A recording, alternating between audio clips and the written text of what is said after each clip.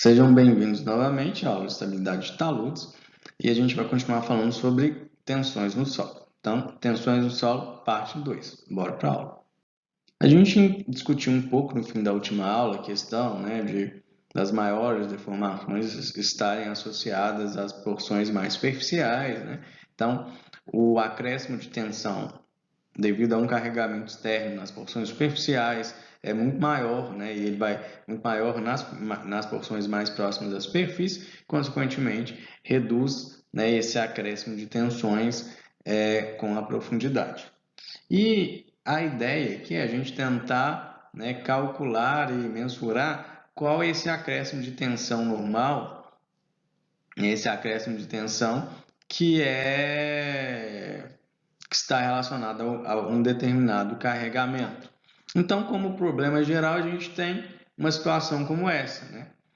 Um nível de terreno aqui horizontal, um determinado ponto, né? Um determinado volume de solo a uma profundidade Z, e aqui Q é o carregamento, né? Então, não necessariamente para que é importante a gente ter em mente o seguinte, que o volume de solo analisado, ele não vai ser submetido somente com algum tipo de acréscimo de tensão a esse carregamento externamente aplicado, não somente quando ele estiver embaixo dessa tensão, né? Embaixo do ponto do acréscimo da tensão, do carregamento. Mas lateralmente ele também será, ele também sofrerá algum acréscimo de tensão. Acréscimo de tensão normal. É importante lembrar disso. Então, numa situação como essa, né, esse corpo, esse volume genérico, né, esse ponto genérico que a gente está analisando, além de estar a uma profundidade Z, ele também está a uma distância x deste ponto de carga. E a ideia, a partir de agora, é a gente tentar entender qual é o acréscimo de tensão, né, de tensão normal vertical e também de tensão normal horizontal. Então, nesse exemplo aqui, a gente trata sigma V0, né, como tensão normal vertical devido ao próprio peso, e sigma H0, né, como tensão total horizontal, normal horizontal devido ao próprio peso. E a relação, né, entre essas duas tensões justamente é o coeficiente de empuxo lateral.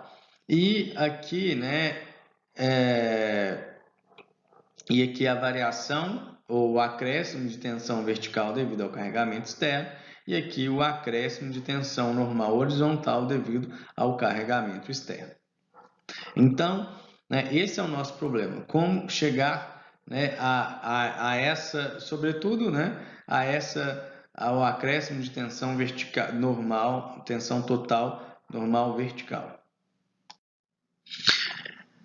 Só voltando àquela ideia, né? Um volume de solo aqui é uma profundidade Z e um carregamento externo. Como esse carregamento vai influenciar nas porções de solo, né? Sobre as quais esse carregamento foi instalado, né? E a gente sabe que os acréscimos de tensão eles não vão se limitar à projeção, né, da área carregada.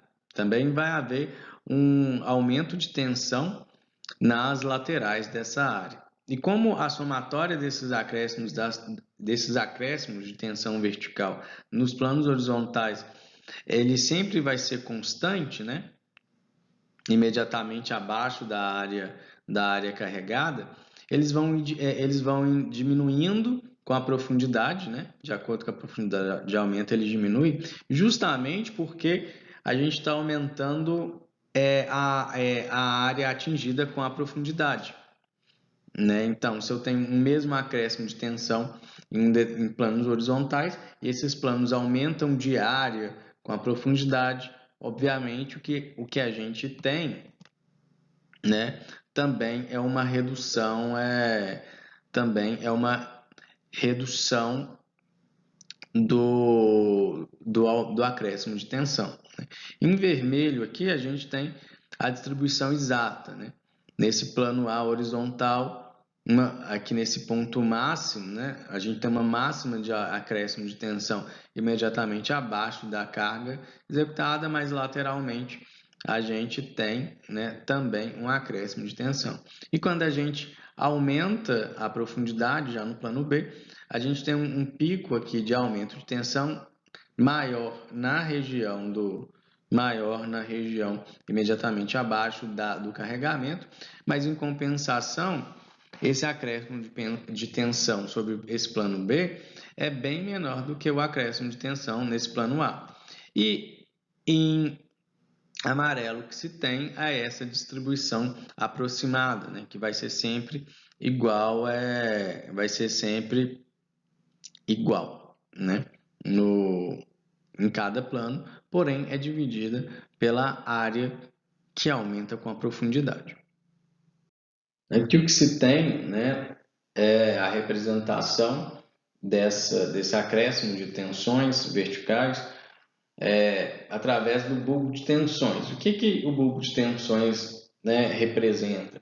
Ele representa essas linhas, né, de isovalores, são isóbaras, né, e justamente elas são delimitadas através da união dos pontos no interior do solo, né, do subsolo aí, em que os acréscimos de tensão são de mesmo valor, né? O mesmo percentual da tensão aplicada na superfície. Então, com isso, a gente tem essas linhas. Então, estou achando que estou com um apontador.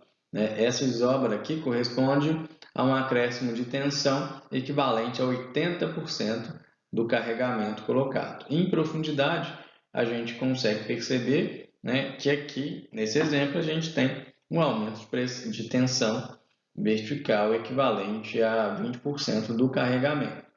Né? Como eu disse, aqui basicamente essas linhas foram formadas com a união dos pontos de mesmo acréscimo de tensão. Né? Se a gente pensar nessa profundidade aqui, né? Pensando aqui bem nesse ponto central, a gente tem um acréscimo de tensão correspondente a 80%, mas no plano, se a gente vem lá, se a gente, né, se prolonga lateralmente, aqui a gente atinge 60%, 40% e por fim 2%. Né? Embora eu tenha um maior acréscimo de tensão imediatamente abaixo do carregamento, lateralmente eu tenho alguma influência. E aqui é só o mesmo exemplo, porém correspondendo essa redução de 10 em 10, né, de 90% até 10%, e aqui uma relação e aqui a 5%. Mas é só, né, essa representação é só para a gente tentar imaginar como que, né, essas tensões, esse acréscimo de tensão vertical se distribui em subsolo. Basicamente, se a gente pensar, né, nesse acréscimo de tensão vertical devida a carregamento externo, a gente tem que sempre pensar que os carregamentos aplicados na superfície do solo vão provocar, né, ou vão induzir tensões que vão se propagar no interior dessa massa do solo, como a gente viu nos slides anteriores.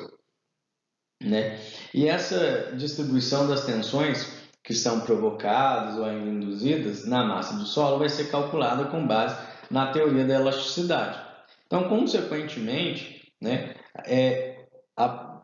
vai ser utilizada, né, vai ser aplicada a teoria da elasticidade para a solução de problemas relacionados à propagação dessas tensões no solo. Né? E justamente por conta da praticidade e simplicidade da teoria de elasticidade. Então, dessa forma, né, vem aquela questão: como calcular, né, a tensão vertical devido ao carregamento externo ou ainda, né, o acréscimo de tensão vertical? Existem diversas formas, existem diversas propostas, né?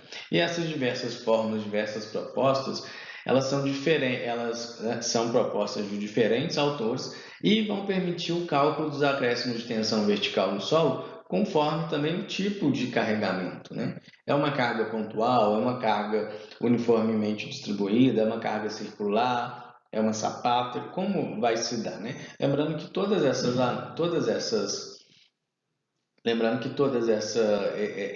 essas fórmulas vão variar, né, de acordo com a carga.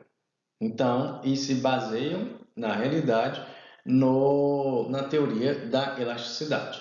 Então, vai variar de acordo com a carga. Então, existem fórmulas, equações matemáticas para o cálculo da tensão vertical, né, devido ao carregamento, por uma carga concentrada, por cargas uniformemente distribuídas em uma faixa, né, por carga distribuída sobre uma placa retangular, sobre uma placa circular, sobre um carregamento triangular. Então, de acordo com o tipo de carregamento, utilizaremos, né, propostas diferentes, né, fórmulas matemáticas propostas por diferentes.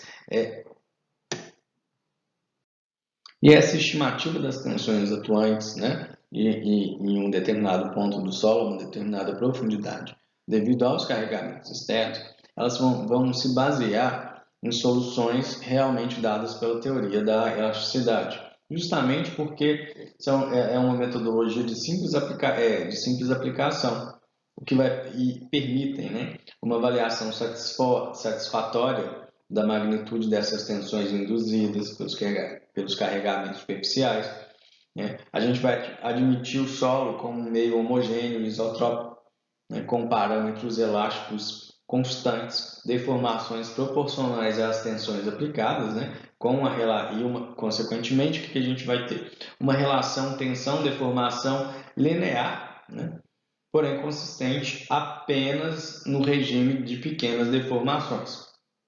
Tá? A gente vai considerar esse semi-espaço o semi-espaço de dimensões infinitas, né?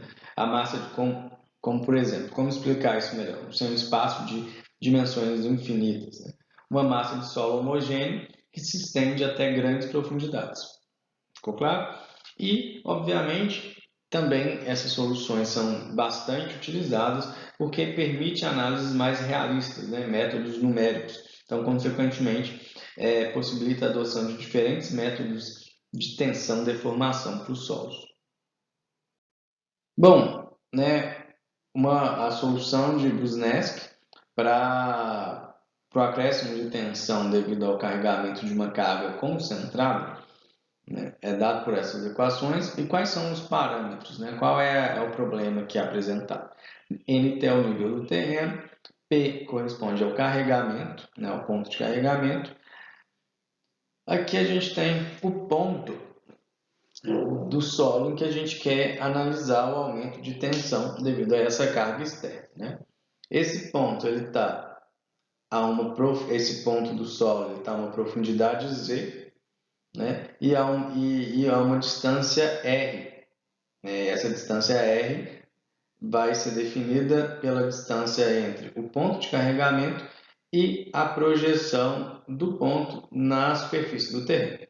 Já θ corresponde ao ângulo entre a linha, né, a linha definida entre ponto que se quer analisar e o ponto de carregamento e a horizontal, ok? Quando a gente tem esses três parâmetros, a gente pode utilizar essa primeira fórmula, né, em que os parâmetros são carga concentrada, a profundidade e o ângulo θ. Quando se não tem o ângulo θ, parte para essa equação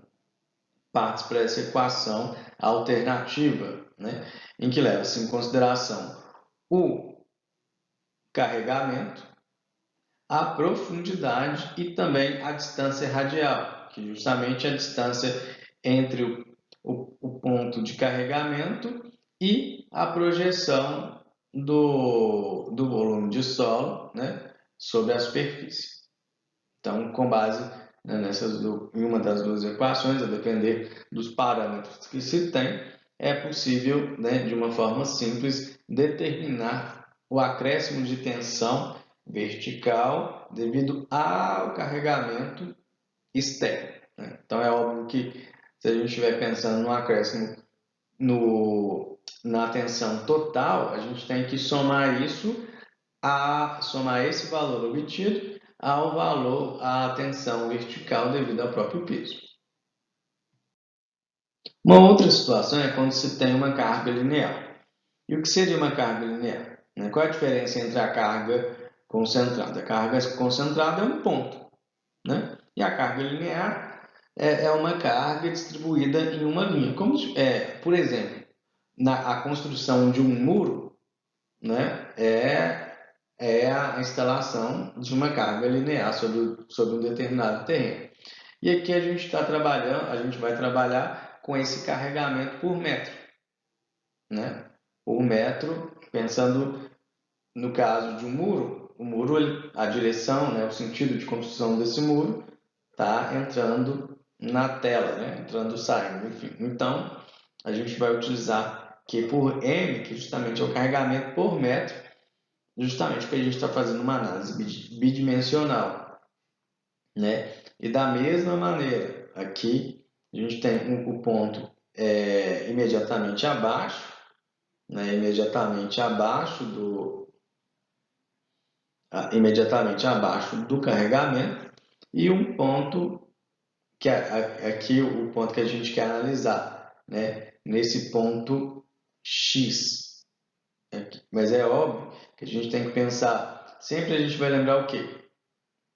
Que tem-se uma tensão normal vertical e uma tensão normal horizontal, né? E esse ponto X aqui, ele está a uma distância X, né?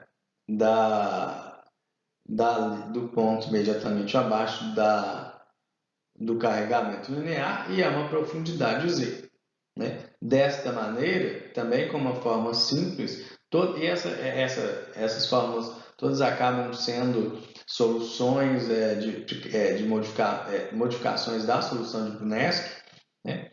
Em que a gente consegue achar o acréscimo, a tensão normal, né? Em Z, aqui o acréscimo de tensão normal em Z, na vertical, através dessa equação, né? Em que a gente vai utilizar carregamento, Q, né? Que é a carga por metro que está sendo instalada, profundidade e X. E qual que é a distância de X? Justamente essa distância, né, horizontal aqui, entre o seu ponto analisado e o ponto que fica imediatamente abaixo do carregamento. Também tem-se a possibilidade do cálculo da tensão normal em X, ou seja, tensão horizontal, que vai ser dada por esta equação aqui. E, obviamente, também por essa solução, a gente consegue determinar a tensão cisalhante ou XZ, né? Que vai atuar sobre esse ponto, que vai ser dada por essa equação. Bom, eu não vou ficar explicando geometricamente, não. É mesmo para a gente ter uma ideia como se calcula essas tensões, tá? Percebam que todas as soluções são basicamente soluções geométricas, né? Que a gente consegue representar num desenho, e assim, são bem intuitivas, né?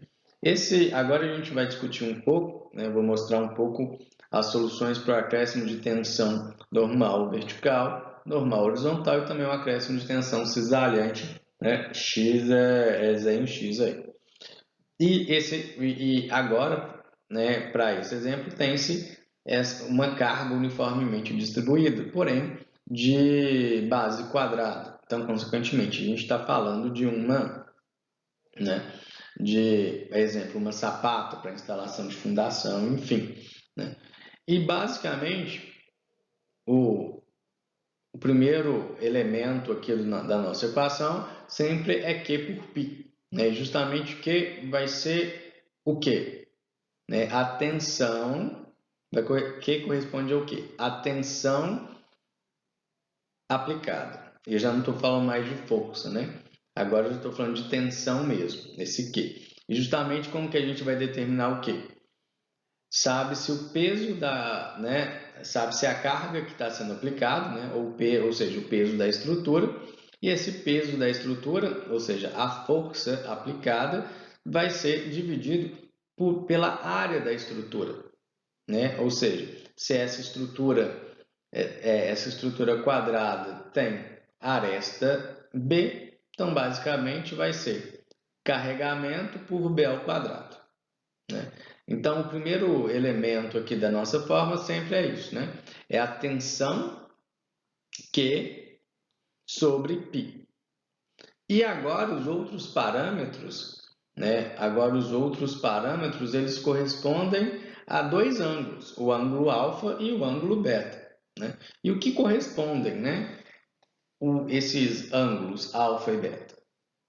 Bom, então voltemos ao nosso diagrama. Como eu disse, quase boa parte das nossas soluções são soluções geométricas. Nesse extremo, né, essa linha vertical, essa linha vertical corresponde ao quê? A linha, né, a projeção do nosso do nosso volume de solo que está sendo analisado com na superfície do terreno, né? Então aqui temos uma linha vertical representando isso. E aqui nós temos agora duas linhas contínuas. E cada uma dessas linhas correspondem ao quê? Ao ponto mais distante, né, do carregamento. A linha ela é formada por isso. Por esse ponto mais distante do carregamento até o ponto de análise do solo e essa outra reta do ponto mais próximo do carregamento até o ponto de análise. Então, com isso nós temos três retas, duas contínuas e uma pontilhada. Nosso ângulo alfa vai ser justamente, né, corresponde justamente ao ângulo entre as duas linhas contínuas aqui, né, que corresponde, e essas duas linhas contínuas, mais uma vez, são definidas pelo ponto do solo que a gente está analisando e as extremidades do carregamento. Já, né, o ângulo beta corresponde ao ângulo formado entre a vertical, né, ou seja, a projeção do ponto do ponto, né, de análise do solo no terreno e aquela linha que é definida, né, pelo extremo do carregamento dessa sapata, por exemplo, mais próximo do nosso ponto e o nosso ponto. Então, com o parâmetro tensão aplicada e a definição de ângulos alfa e beta, conseguimos determinar esse acréscimo de tensão normal vertical, tensão normal horizontal e também acréscimo de tensão cisalhante. Agora, quando se trata, né, de uma